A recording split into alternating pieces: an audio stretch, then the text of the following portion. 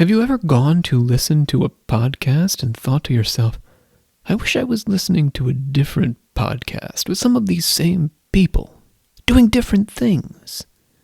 Sometimes there's an episode on the Occult Confessions feed that isn't an episode of Occult Confessions. Is it history? Is it the occult? Is it satire or Dadaist nonsense, or perhaps some sort of auditory hallucination? That, dear listeners, is up to you.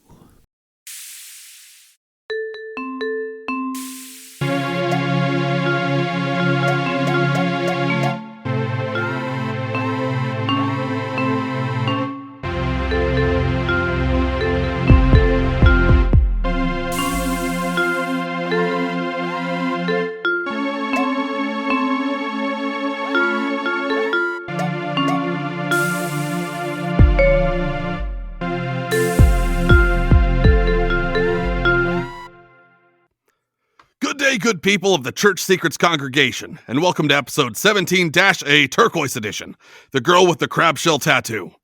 Church Secrets is brought to you by Inside Truther Media, featuring my 4-part documentary series on the Christian teachings of the Twilight series, which is being released exclusively on their YouTube channel starting in May. I'll be linking on my Twitter and Parler pages and posting on 8kun and also on my Christian Mingle account. I want to give a pulpit shout out to listener ShyGirl69, who wrote a review last week. She said, and I quote, "This episode made me want to orgasm, but also never look at anyone's genitals ever again, including my own. 4 stars.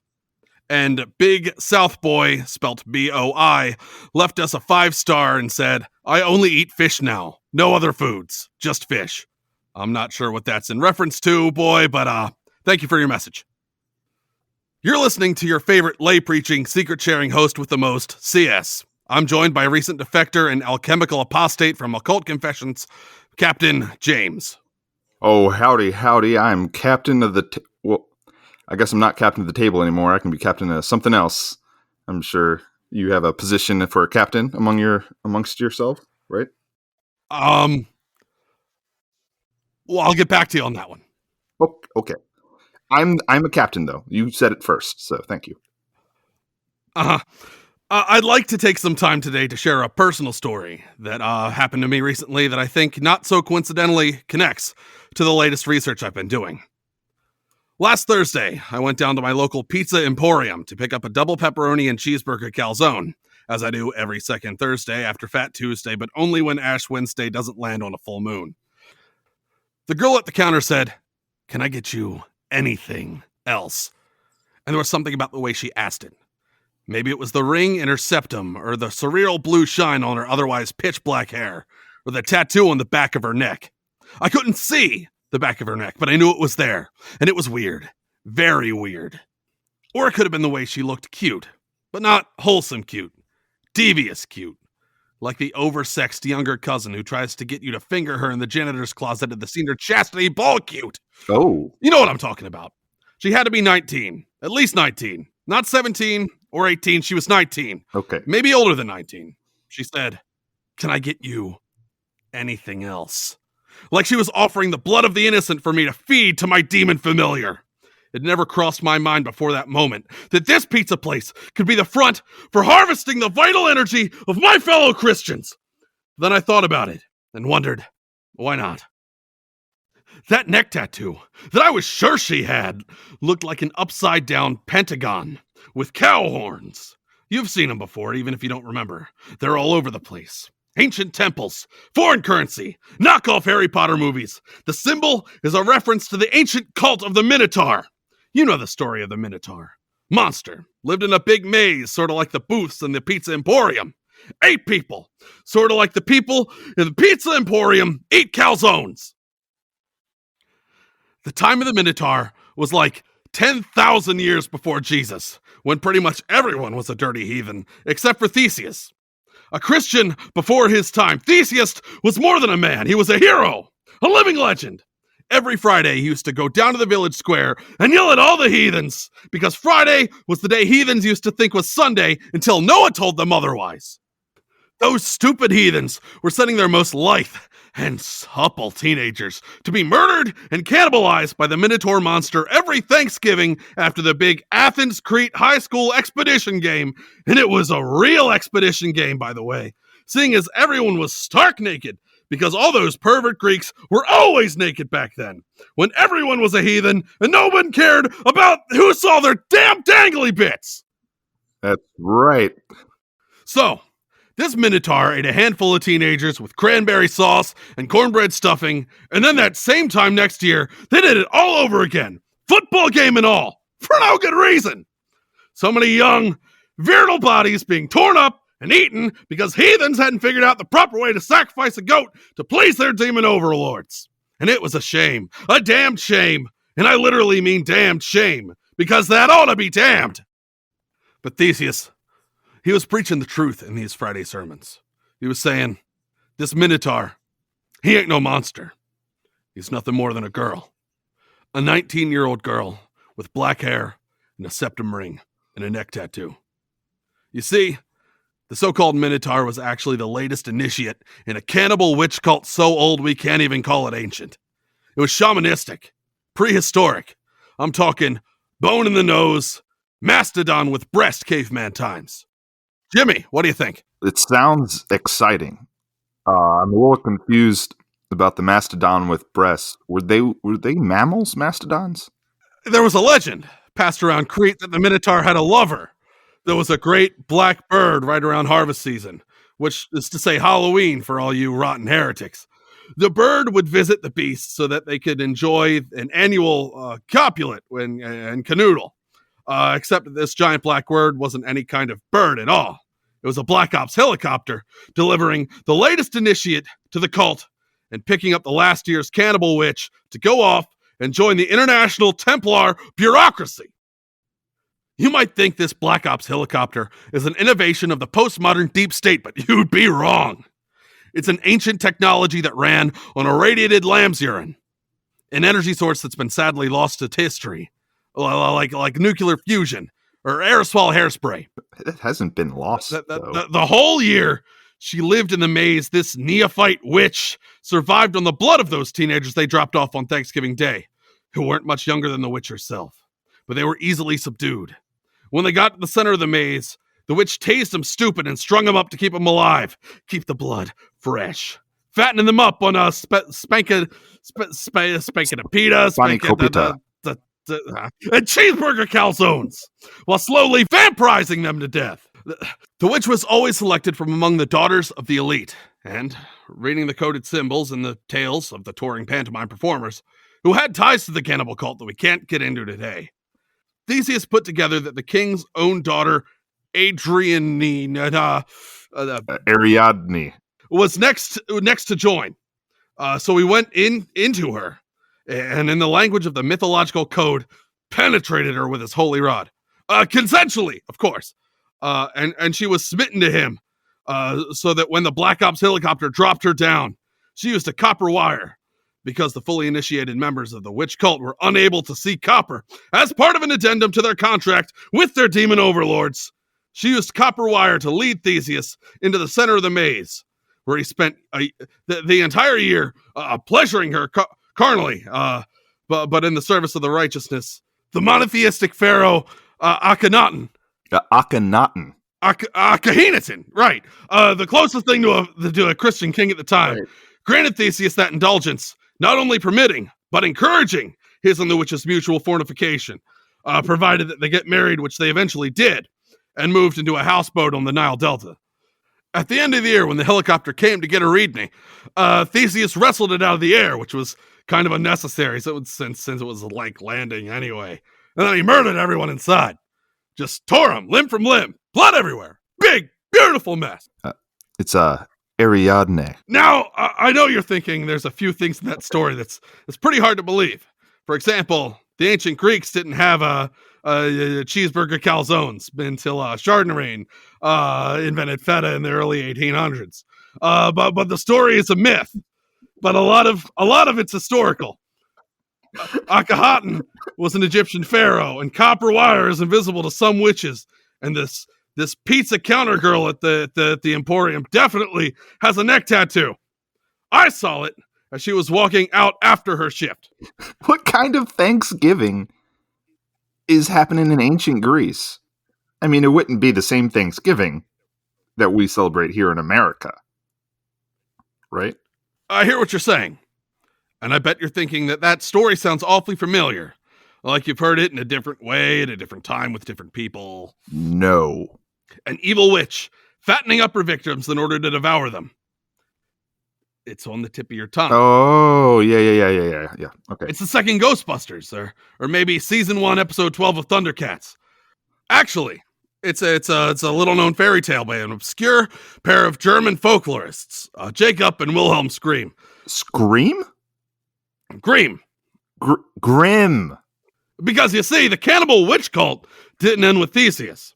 It just went underground for a time until it rose up in the medieval period to become the only major rival to the Roman Catholic Church, which longtime listeners will know is also and always has been full of heathens, dating all the way back to Peter. This story, collected by Wilhelm Grimm, recounts the actual events experienced by his wife's second cousin, Giselle, in the woods outside of Landgraviate of Hesse-Kassel in the Holy Roman Empire in the late 1770s.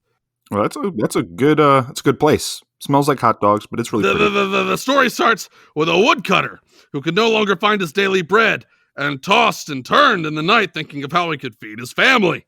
This is code for the historical Giselle's father having been supernaturally castrated by his second wife, a woman with the maiden name Throbigan, who happened to be in the same ancient cannibal witch cult we've been discussing. This witch stepmother suggested dropping her sexually mature teenage stepchildren off in the middle of the woods, purportedly because the parents couldn't afford to feed them, but actually because she planned to sacrifice the boy to her coven mistress and recruit the girl into their ranks. You saying purportedly? So they brought the woodcutter's boy and the girl in the woods and left them there to die. The boy, Hans, thought ahead and scattered a bunch of pebbles, which Grimm said shone like pennies, code for the pebbles being flicked with copper, which made them invisible to the cannibal witch coven. The post-pubescent children returned to their father's house, and the next day they were left in the woods a second time. Neither Hans nor Nigel knew it, but this was all part of an elaborate ceremonial ritual taking place between the stepmother and her coven mistress. She had let Hans have the pebbles the night before, but the second time she asked her husband to steal them out of the boy's pocket as he slept. Without any pebbles, Hans left a trail of breadcrumbs to find their way back to the cabin. But birds, which even the governments back then, they were using them, packed them away so that they couldn't find their way back. You have to keep in mind that myths, particularly in the Renaissance period, were often written in code to prevent the cannibal witch cult, who was connected at the highest levels of power, from censoring or burning them. So when I say the birds pecked away the breadcrumbs, I mean that the breadcrumbs weren't really breadcrumbs, and the birds weren't really birds. They were agents from the Vatican's secret police. The birds? The pair were lost in the woods for 3 days. According to Grimm, I'm sorry. They happened across a cottage made of bread and cake. Naturally, a cottage made of bread and cake is ridiculous. There's no way that a cake could stand any higher than 4 feet 3 inches. The walls were normal lumber, but they have unique attributes. We've already heard Grimm use bread as a metaphor for sexual vitality, which is what the college was actually bathed in as a result of the coven mistress's black magic initiations of various women in the village. The stepmother had primed them through a series of late night mind control exercises and to respond to the various symbols painted on the door and the roof of the cottage in a way that triggered a relaxed sensory motor response and a compulsion to enter the building, which they did. Jim, you got any thoughts on that? So Grimm said that the best food was prepared for Hansel, but Gretel got nothing but crab shells. Hansel and Gretel are Grimm's pseudonyms for their historical Hans and Grisel. Giselle. What he means here is that Hans was strung up like the victims in the Minotaur's labyrinth, And given the medieval German equivalent to spankadapita, cheeseburger calzones, that's right. Something like pepperoni and lard pie. And Giselle, eating nothing but crab shells means she was stripped naked to prevent her from escaping in the cold forest and branded over the navel of her thin, perky 19-year-old body in the shape of a cow horn upside down pentagon, a symbol that the medieval witches had called a crab shell. I was going to ask about the crab shell, but then he explained it. Grimm said that the witch made Gurlll carry the water for her and asked her to crawl inside the oven to see if it was hot enough to cook bread.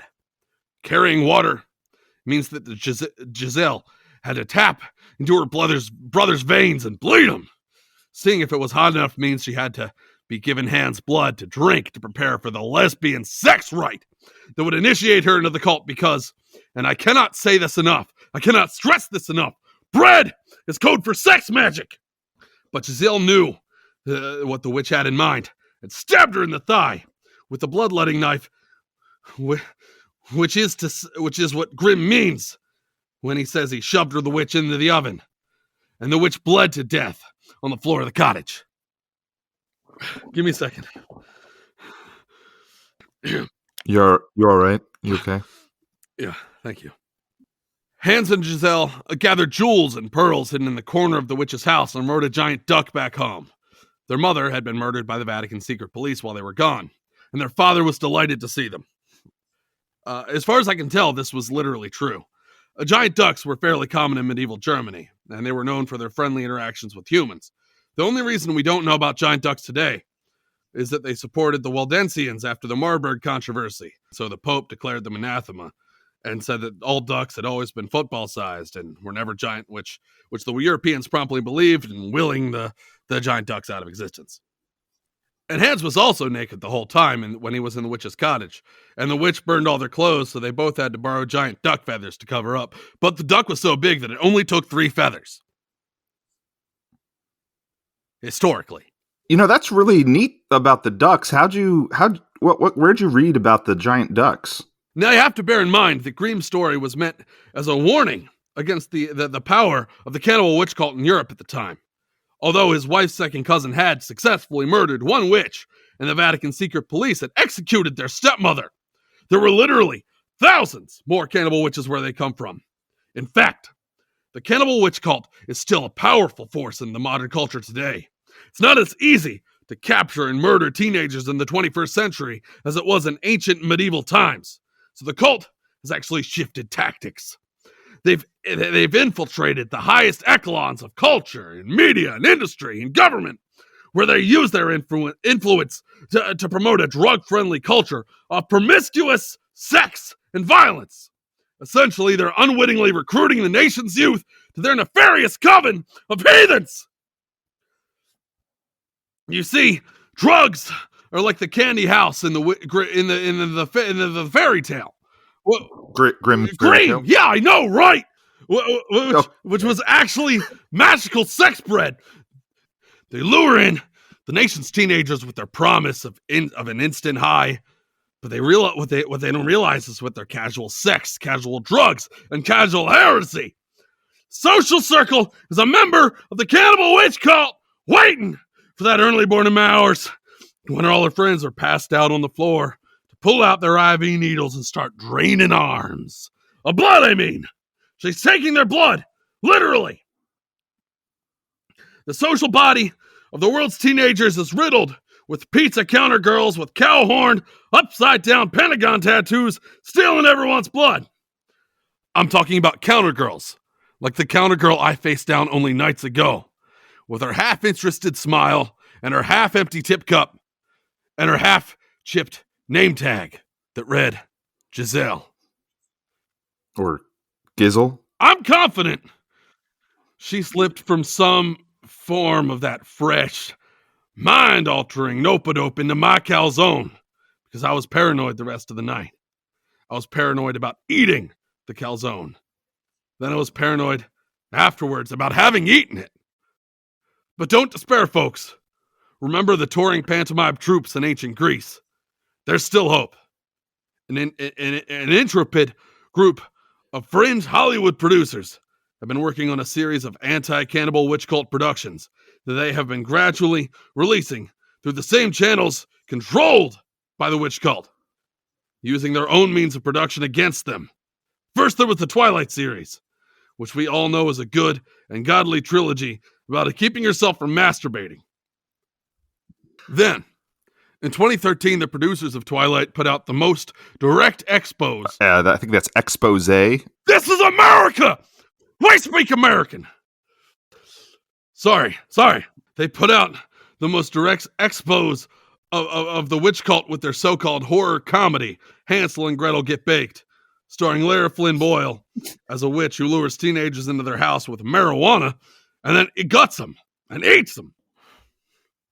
James, Jimbo, Right. do you have anything you want to add? Yeah, The absolutely. message is out there, people, but you have to be willing to open your eyes. You got to be willing to listen. You have to be willing to stand up and say no to the witch cannibal pizza counter cult girls draining our blood and mailing it to their coven mistresses in that cursed, damned Ohio, and then making out with their boyfriend in the backseat of her Camry for 30 minutes after her shift, and probably doing other stuff. But I had to leave because I drank a whole Mountain Dew with my calzone and have been sitting in that parking lot for like 3 hours.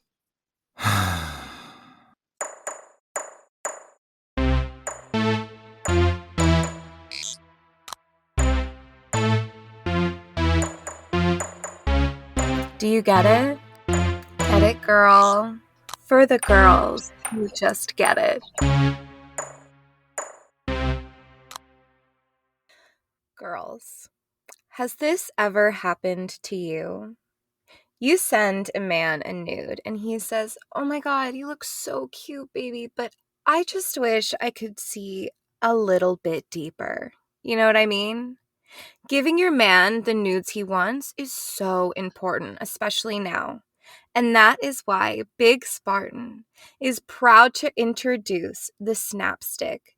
This state-of-the-art pleasure device comes with a built-in high-definition camera that allows your man to see you all the way to orgasm, inside and out. The Snapstick is Wi-Fi and Bluetooth enabled, so you can upload your photos or video straight to your phone and then send that picture wherever you want. DM your latest squeeze, text a potential dick donor, or post to your Tinder profile.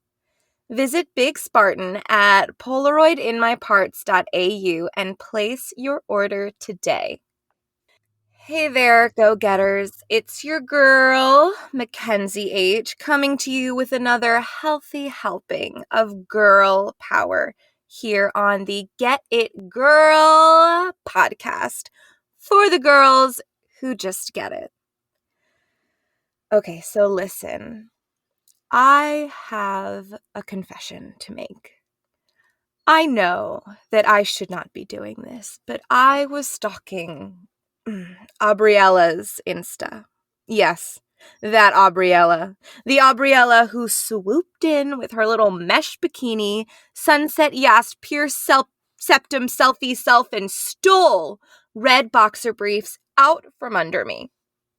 And you know, the only reason that she's on that yacht is because the sugar daddy that she hasn't even slept with is in Cape Coral for like half the year and just lets her stay there in exchange for like not even nude selfies, which in my opinion makes Aubriella a disgusting trash horse slut. When I was living in Surfer Hare's houseboat in Eastport last month, it was totally different, although kind of the same. But I'm empowered, so don't shame me. For those of you who don't remember, and you should feel terrible, go-getters, for not keeping your girl in your daily dose of good vibes psychograms, Red Boxer Briefs is the guy that I was kind of seeing on the side, not to be confused with the guy that I'm currently seeing, Yellow Toothbrush, or the non-binary personal trainer that I am thinking about hooking up with, Blue Fingernail Polish. So, on Saturday, Aubriella posts that there is going to be this private party at the marina.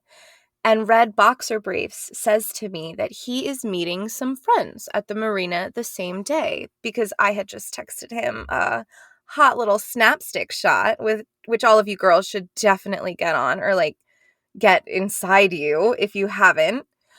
So I'm like, oh my God, they are totally going to the same thing. And although I am not invited, I figure if I just put on like my third hottest marina outfit, who's not gonna let this Queen of the Go-Getters party on their yacht?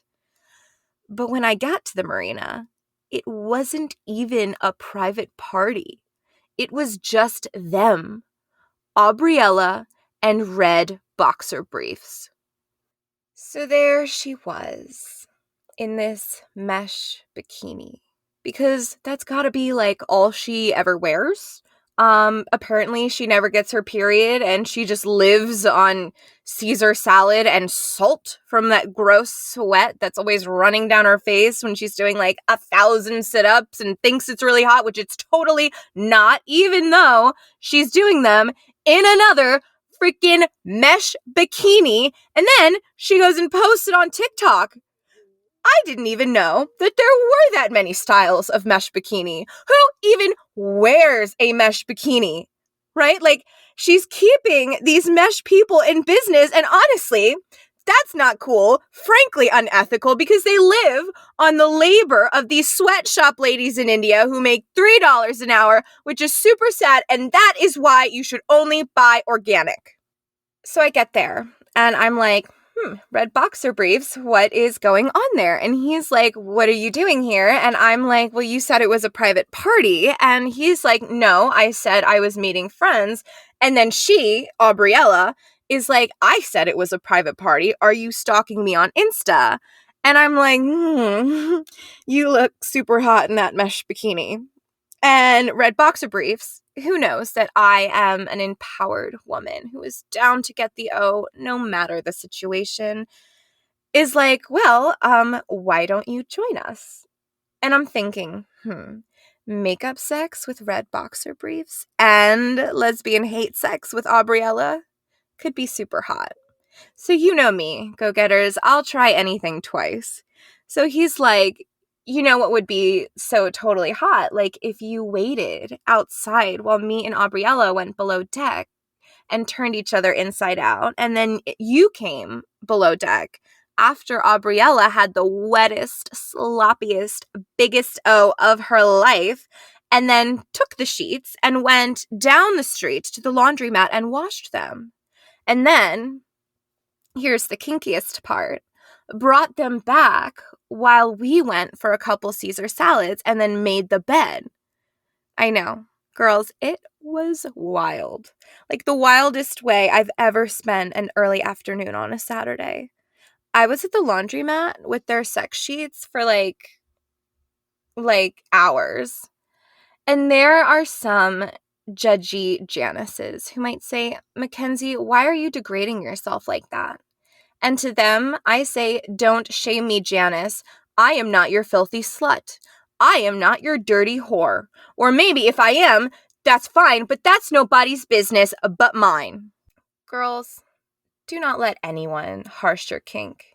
If you want to wait quietly outside while Aubriella takes her mesh bikini bottoms and blows the mind of the man you're kind of seeing on the side, and then you want to wash their sheets, and then maybe, I don't know, bring them back to the yacht, and then make the bed, and then, douse it in gasoline and set the boat on fire, and then you watch from the dock while it ignites and breaks apart and sinks into the bay. If that's, what you need to do to get off, you should not let anyone judge you. But you also probably shouldn't listen to me because I have serious issues. Like, if Daddy wasn't a prosecutor, I would have been locked up years ago. But I'm also a role model because I was kind of fat when I was 14, and Chad Thorbigen wouldn't dance with me, and all the other girls laughed at me, which traumatized my little chubby 14-year-old psyche. So now I need an incredible amount of attention. Like, seriously, there are not enough English-speaking people on the planet to give me the amount of attention that I need. And we all know that we can only really get that kind of attention through shockingly antisocial behavior. So anyway, here I am getting it. You get it, girl. You get it. Today, we have a couple guests from the Occult Confessions podcast here to talk about their Bring Back the Bush campaign. Now, you girls all know that I go totally bare from the neck down for hygiene. When I let a man eat a sandwich over my naked body in bed, the last thing I want is a bunch of crumbs getting tangled in my mangy bush. And when there is a guy going down on me, the last thing I want him to be thinking is, who is this hippie girl with her big hippie bush, right? She's probably like in the Manson family and is going to drive to California and kill me. And I know that's what he'd be thinking, because that's exactly what I was thinking that time that I went down on that girl with a landing strip in the VIP section at a beach club called the Landing Strip in Ocean City to try and get blue fingernail polish to text a picture to Yellow Toothbrush on Red Boxer Brief's birthday. And I'm pretty sure that Aubriella has a bush and dyes it Kool-Aid blue. You can't exactly see it on her Insta, but on some of her Snapchats, there's like definitely some kind of blue buzz down there. She's like alt or something, and she's got this weird tattoo on her neck that's shaped like a horns, like a shape with horns. I don't know. Total hippie cult vibes. So maybe these girls can teach me something about that, since apparently that is what Red Boxer Briefs is into. So, Olivia and Bri, I understand that you are sisters, so why don't you say hi to everyone? Olivia. Hello. And Bri. Hi, guys. So I obviously am very skeptical about this Bring Back the Bush campaign. Can you explain a little bit further what it's all about? Maybe try and convince me? Yeah, so we're doing a Bring Back the Bush campaign, essentially. A hashtag, if you will. We basically want to collect photos of everyone taking pride in their body hair, you know? So that could be your armpit hair, your leg hair, your... don't send us actual pictures of your bush unless they're tasteful, but feel free to post tasteful pictures of your own bush and use the hashtag. if self-care means you gotta shave, and that's what makes you feel good about yourself, you can go for it. Sorry, can I curse, Mackenzie, or no? Yeah?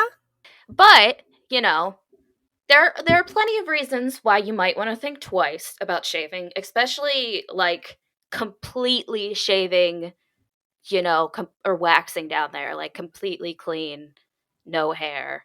There's a lot of downsides to it. I think everyone has experienced shaving down there at one point and it causing like all kinds of different problems, but can cause like microabrasions.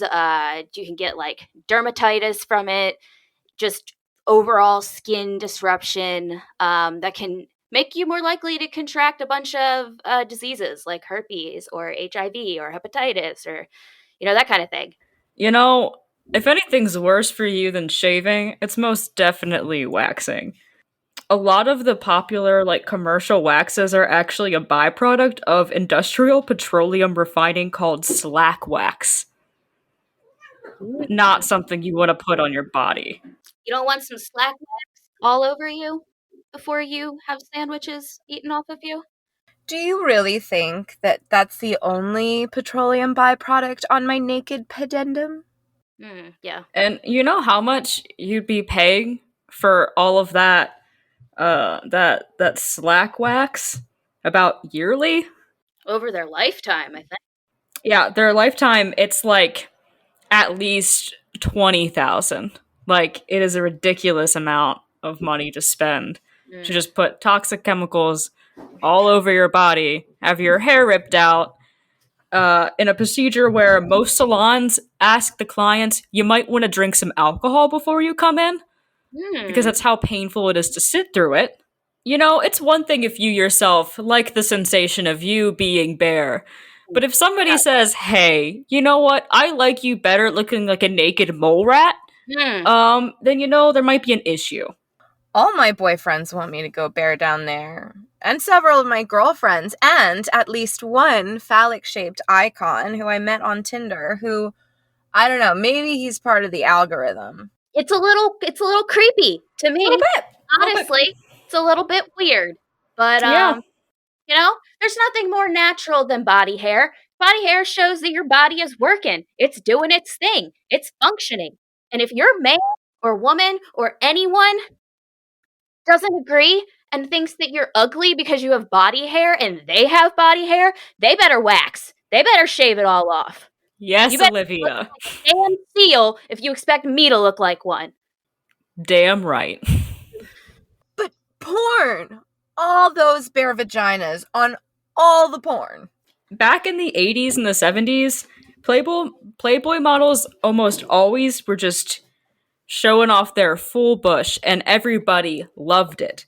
And you know, as the years go by, it started to kind of slow. You know, everybody started to get smaller. But recently, there has been more of a pull for everybody wants the bush back. You know, everybody's into that sign of you're a grown adult.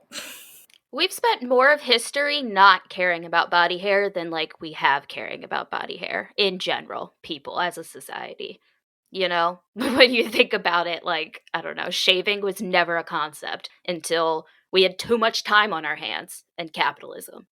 So you all have been doing this hashtag and have been getting some pictures, yeah? Yeah, we've gotten a couple. So can I see one? Yeah, let me just pull one up real quick. Yeah. Oh yeah, this one's good. Here. Oh wow. Do you mind if I scroll through a little? Yeah, you can go ahead. Wait a minute. Wait, oh, is that a blue bush? Is that a mesh bikini top? It's not really It's about not about that. It's about the bush. No. You don't understand. I know who this is. That's Aubriella. Oh, I hate her. What the hell is she drinking, too? Is that what, tomato juice? Who looks like straight ketchup? Who drinks tomato juice? It's probably a Bloody Mary, Mackenzie. It looks like the bloody blood of a lamb. What's the account name? Was Minotaur Lover 97? What? Wait, oh my gosh, wait, the caption. Oh my god. Red boxer briefs is delicious? What is that supposed to mean? Where the hell is she? And how many things do I have to set on fire to get this slut out of my life? So can we go now? Is this done? We good here?